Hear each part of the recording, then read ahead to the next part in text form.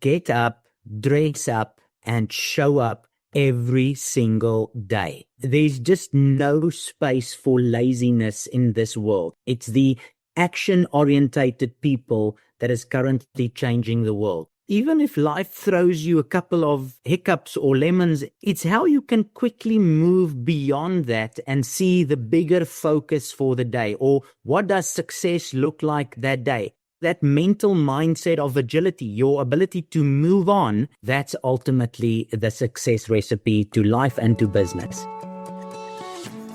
Top leaders, meaningful conversation, actionable advice, bulldoze complacency, ignite inspiration, create impact. Produced by Southwestern family of companies. This is the Action Catalyst. Introducing Southwestern Talent, your go-to partner for high-quality accounting, administrative, and professional services. Why Southwestern Talent? We provide companies with innovative workforce solutions from South Africa, connecting highly skilled professionals who bring exceptional value, hard work ethic, and industry-based expertise to your company. Our professionals offer special expertise in finance, accounting, administration, legal, regulatory and compliance solutions, and much more, and are pulled from a culture known for resourcefulness, high English proficiency, and can-do attitude, traits that make them excellent collaborators for your team. Benefit from global reach, ease of communication, competitive costs, and a culture known for adaptability and drive to meet your outsourcing needs no matter where you're based. Whether you're looking for one professional or a full suite of remote services, let us help you build your offshore dream team so you can focus on what matters most, growing your business. Reach out today at southwesterntalent.com. Today's guests are Hattingh, Basson, and Werner, Barnard, both senior partners at Southwestern Talent, innovative workforce solutions from South Africa, and one of the most recent additions to the Southwestern family of companies. Hattingh, Werner, great to meet you. Adam, same on my side. It's a pleasure to be here. Nice to see you, Adam. One thing I wanted to start with, how we got to where we are today, and a little bit of that starts in your college years, Hattingh, that you first started in business? Yeah, it was 2004, and I was a part-time working as a bartender in Stellenbosch University, and I was recruited to fly all the way to Nashville and to go knock on about 3,000 to 4,000 doors and get rejected about 40 times a day to make free sales. So it was an exciting time. Luckily enough, I was crazy enough to do it again. So I came back for summer number 2, 3, and 4. I brought a team, small team, but a good team. And eventually the Southern Hemisphere, we were about, I think, 46 students in total that came to sell books for Southwestern in the US. What was for you the information that helped you make that crazy decision to take a leap of faith your first time coming to the US to do that job? I'm a firm believer if anyone else can do it, then it doesn't take a doctor's degree, then I can do it as well. Fair enough. Good internal confidence. Exactly. And with the training we received and all the history that goes along with Southwestern, it made sense that everybody who's working for the company has been with the company.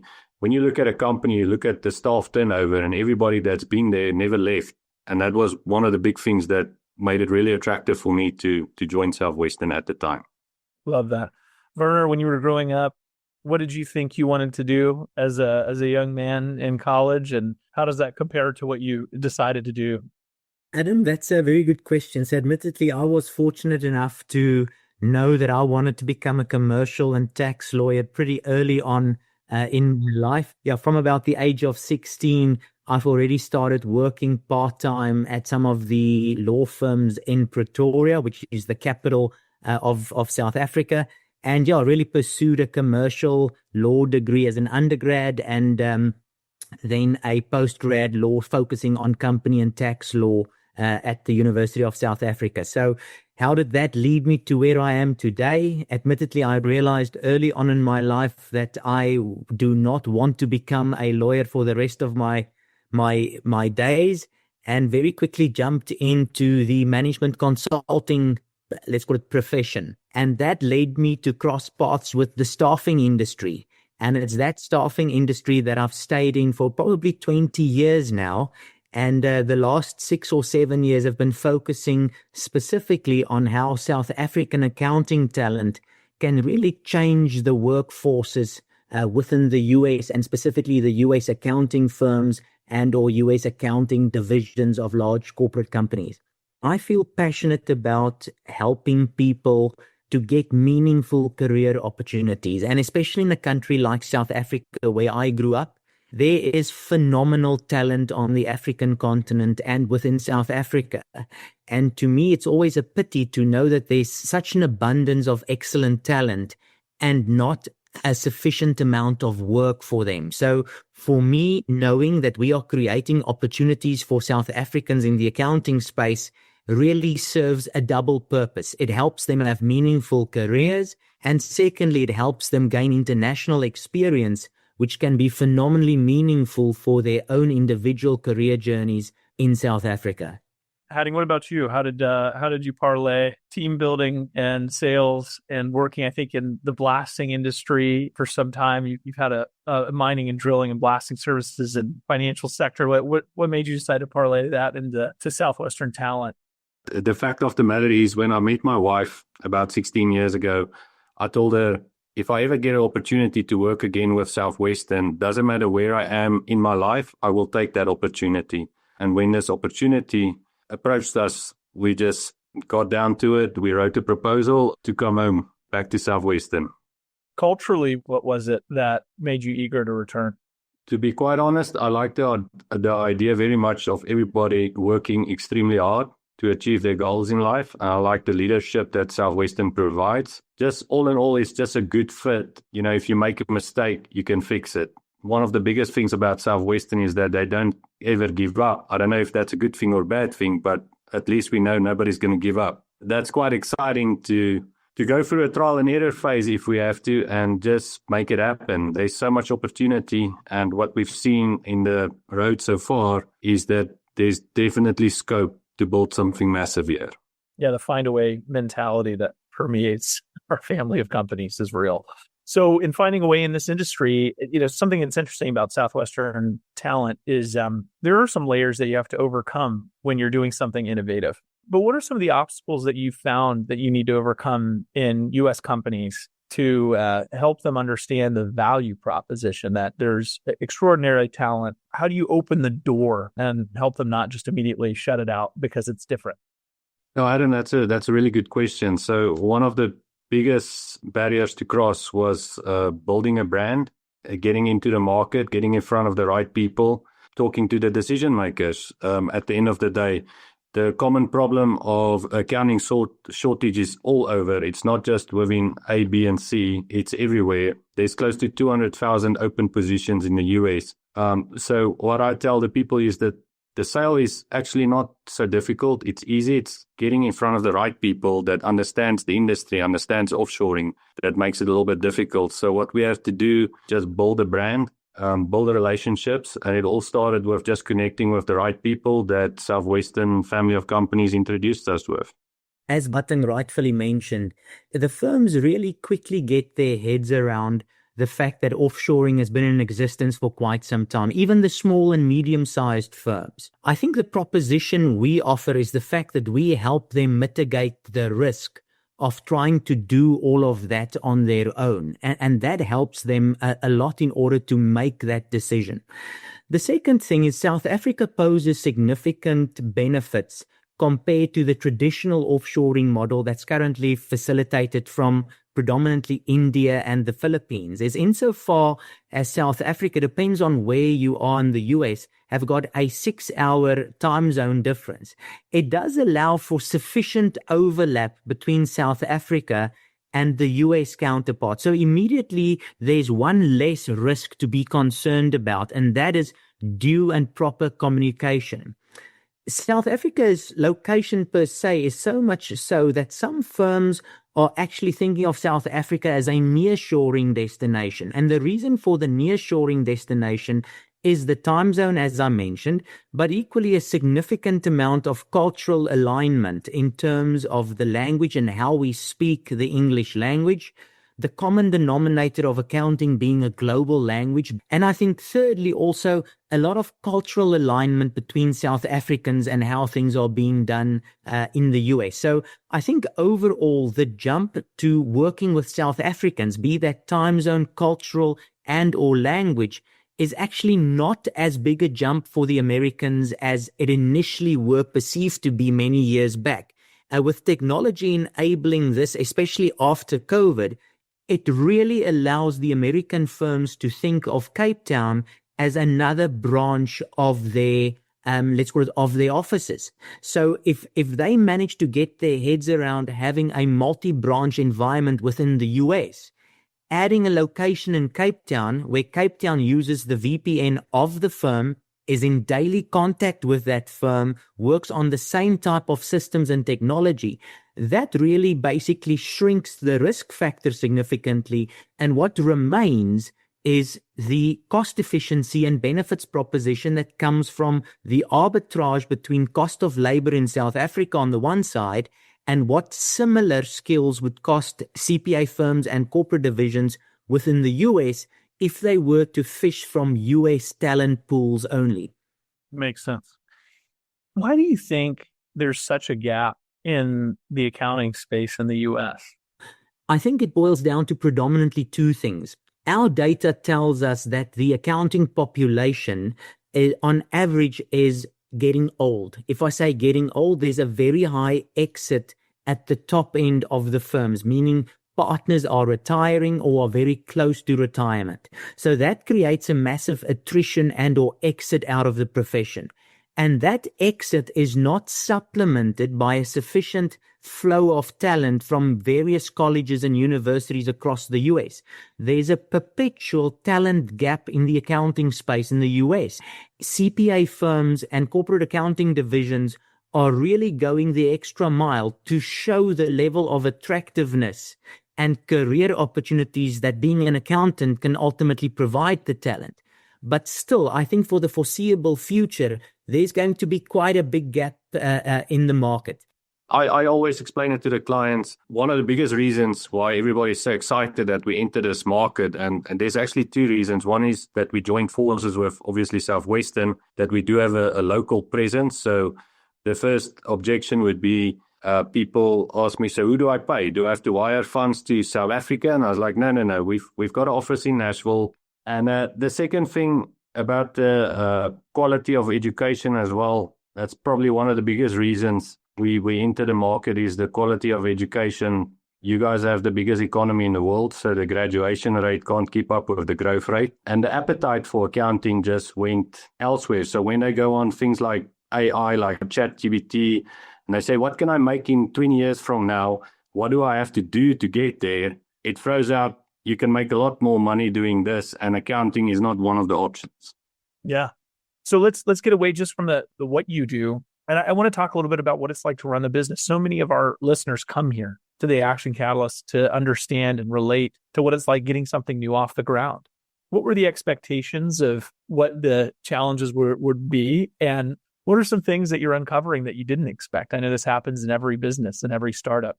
Adam, I'll take a first swing at that. So I've started a couple of businesses in the past, some in the, let's call it logistics and supply chain industry, some in financial services within larger corporate environments. And I think one of the primary things that you need to have resolved upfront prior to starting a business is you need to be very clear about what need are you solving for?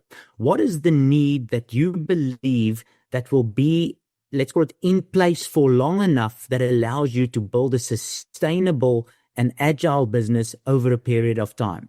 So in Southwestern Talent's case, it really is this perpetual talent shortage that will prevail for years to come, because I don't see the talent shortage being resolved in the very near future. Even if the talent shortage does get resolved, the premise and the financials of having a business process outsourcing or BPO partner offshore will remain making sense for years to come, because there will always be countries where labor is cheaper than within the US. So against that backdrop, I think Southwestern Talent has very clearly defined the need in the market. Secondly, you have to be very clear in terms of how you articulate the offer that you bring to the market. In our specific instance, we've decided on only two offerings. We offer, firstly, long-term engagements to our clients where we augment or supplement their accounting talent with people from South Africa. Once a client has actually grown and journeyed with us during this, let's call it augmentation solution, we also help them actually set up what we call a global capacity center in the Cape Town area. So that means we enable them, after they've grown with augmentation solutions, to ultimately create something for themselves. So in that instance, it's almost we being their partner to create a branch or an office of them in Cape Town. Now, we do that in close cooperation with them in a model that's known as build, operate, and transfer. So we help them build out the team. We help them operate that team, making sure that this team of people in South Africa follows the compliance, the standards, and the likes of the US counterpart. And at some point in the future, we allow for them to own that infrastructure and team that we've created as a partner. And that's the transfer section of that. So once you've identified the need, you really need to have an offering that resolve the needs of the clients. And those two offerings, we believe, is a resolution or a plan of action for our US-based clients to actually engage with us, learn about the South African talent environment, and then pursue a journey into our offering that will really help them work against the talent crunch that they experience within their firms. As with anything new, it's always difficult if you don't have an established brand to attract the right level of talent. I believe companies start up, whether they're new or established, like Southwestern family of companies, it's always about the people, attracting the right people, holding on to the right people, and really providing the people with journeys so that they can stay with you. Yeah, so there's two things that always pops up when you speak to a new prospect, and it's like, how long have you been in business and how many clients do you have? That's the main things that people really want to see, is that they can put faith in your brand because you've done it before. People like doing business with successful people, and it all boils back to the basics of doing business with successful people. And that's why we decided that we need to know what we're going to sell and to whom we're going to sell it to. And as soon as we defined that, it made it a lot easier to enter the market, because you're not all over the show knocking on every single door. You're just knocking on the right doors. Yeah. You know, when you're working with companies, what are the challenge points you see inside of accounting teams? Adam, I have to be honest with you. I think finding the right skills-related fit is very, very important. And why I say that is accounting has branched out over the years in so many specialist disciplines, just like the law profession, the medical profession, and the likes. And what we definitely encounter is that more and more firms are battling to find the ideal skills match. And that becomes more and more difficult as a talent pool shrinks. So if the US, if a firm is only looking for the exact skill and or talent fit for that specific group of people or organization, and they don't cast the talent net wide enough, they sometimes end up basically settling for somebody that they think can do the job or that they hope can do the job. And that's when there's complexity in the organization, when that person does not have the necessary experience and the necessary of skills. And that then creates turbulence within the team, ultimately leading to some, let's call it, increased attrition. And that then basically puts the entire firm on their back foot in terms of, we don't have the right number of people, we can't take on new clients, or if we take on new clients, it creates phenomenal amount of work pressure within the organization. Their ability to accurately plan the skills that are required, let's call it the capacity that they need in order to service all of their clients according to their own service standards, that in itself is becoming quite a skilled discipline in its own. So the result is an organization such as Southwestern Talent that can provide talent from a very large South African pool of accounting talent can actually significantly supplement their ability to look for talent globally instead of only locally within a state or within the US. What are you learning from your placements and from this pairing of South African talent with US companies? What are you learning about the profile of the South African that really thrives in that environment?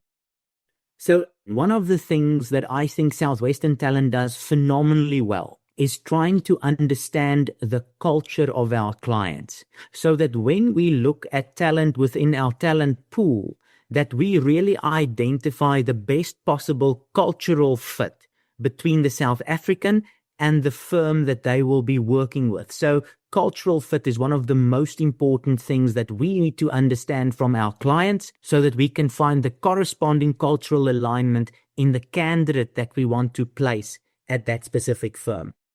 Only way I can pivot from that is from testimonials. Everybody that we've placed are still with that company. Some of that CPA firms are currently helping us with testimonials and introductions to new CPA firms, because at the end of the day, competition is healthy and they all need everybody else to succeed to stay in the market. So from that backdrop, like Werner always says, just coming back to the talent side, what it does in the shortage space as well is it helps the current team not feel burnt out. It helps them to meet deadlines. And overall, it just lifts the spirits to know that the workload can get done collectively from South Africa and the US. So on an individual note, Werner, what are the habits that you feel like you've personally formed that helps you drive business forward, that helps you cultivate what's needed inside of a business to make it successful? What are the personal habits that you feel like set you apart? Thanks for that question, Adam. I love responding to those because I think in the end, successful businesses are successful predominantly for 2 or 3 reasons. Firstly, I believe in the value of connection and relationships. And I mean, in Southwestern Talent or selling people to other people-related firms, you have to have a very deep level of trust. So point number 1, invest your time in building successful and deep relationships. Secondly, I think it's of phenomenal importance to have an organization running like a well-oiled engine. So have your processes well mapped and understood. Have your back office in alignment to how you want to represent your organization in the front office. So I'm a huge proponent of making sure that your back office is in full support of your front office. And I think then thirdly, also very, very important is to look after the people that you employ. I believe if you start a new business and you focus on those 3 things, deep and meaningful relationships with your clients, a well-oiled engine from a back office perspective, and respect and appreciation for the people that's part of your team, it's very difficult for that new organization not to be successful. No, for me on a personal side, no, it would probably just be sense of urgency. Don't waste time. Time is your most valuable asset. Manage your time well. Don't make decisions that's going to cost you more time, more money. If it's not working, can I try something new? Get the right people involved. And if you don't know what you don't know, raise your hand and say you don't know, and somebody else can help you. It's just being true to yourself and just work hard every day. If you think you are working harder than somebody else, think again, you need to still work harder than that guy and the guy next to him and the guy behind him to succeed in life. It's something we've definitely, I've seen. It's that innovation of taking risks and chances. And if it doesn't work, move on instead of being too timid. I appreciate that. Technology on an individual level or a business level, is there anything you feel that you have gravitated towards using that's been exceptionally useful in building the business? I think right off the bat, given the work that we specifically focus on, meaning let's call it the talent industry, you have to make a significant investment into your ATS and your CRM. I think the moment we implemented Bullhorn, and Bullhorn became the epicenter of how we talk to our candidates and how within the firm we know what we are saying to which clients at what point in time. Once all of those interactions are logged and accessible by everybody in the firm, that really created the catapult for growth. And I think we are fortunate to have phenomenal support from the Southwestern family of companies IT division. And I think that from a startup perspective, really makes your life a lot easier, knowing that you've got a solid partner that supports your IT infrastructure, and you've actually got the operational IT tools that really can accelerate growth within the organization. So for me personally, it was definitely the ATS and the CRM implementation.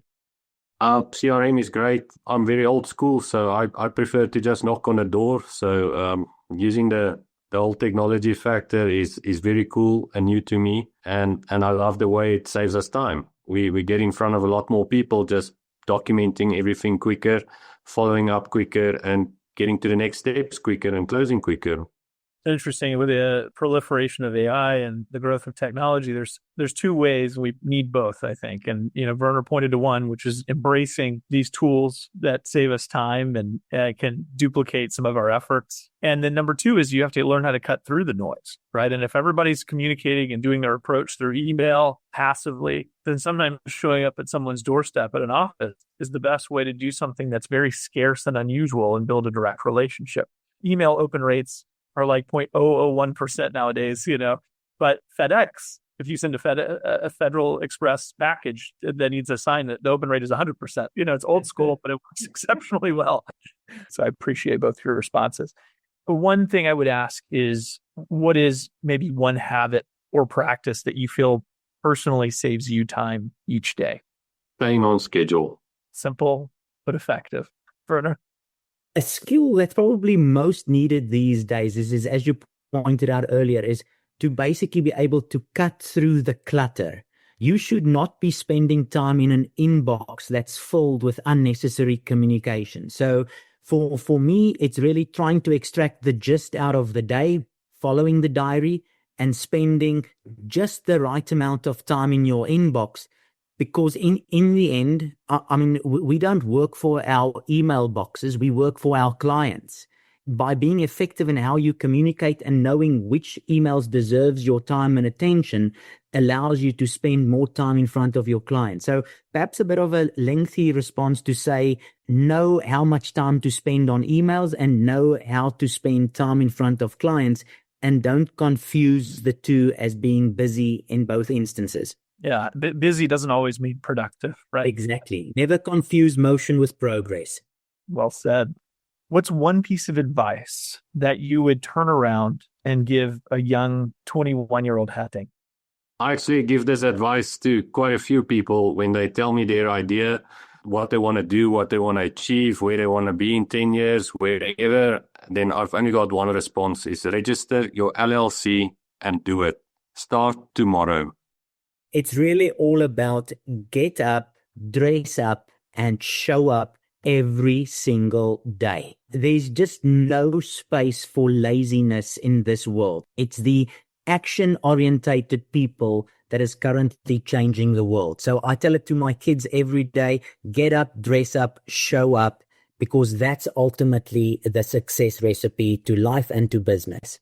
So funny how I remember when I was 18, 19 years old, knocking on doors as well, you dealt with more than one car problem. And so the other day, recently, my tire blew out on the highway and my wheel cracked. And I thought to myself, oh, the expense and the problems, and then my AC unit goes out. There's probably a young version of myself that would have reacted one way. But there's this feeling that overtook me that's probably from the training I received from our company when I was 18, where I said, wow, let's see how quickly I could fix these problems so I can get to work and do my job. And it was fun. It just became a game. And by 9:30 in the morning, I felt like I'd already accomplished 3 things, even though most people might have looked at that as waking up at the wrong side of the bed.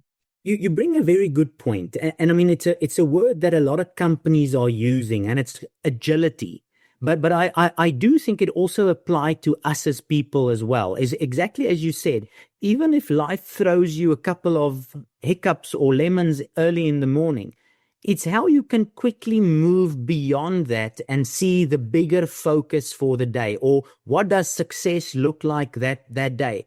And at that point in time, success may be to fix the wheel, fix the AC unit, and get going again. So I do think that mental mindset of agility, your ability to move on, even if everything is not going according to plan, I think that is of phenomenal importance. And that's the one thing I can always give kudos to South Africans, is if ever you want to know of a team of people globally that knows how to move on and be agile and quickly put a challenge in the rear view window, it's a South African.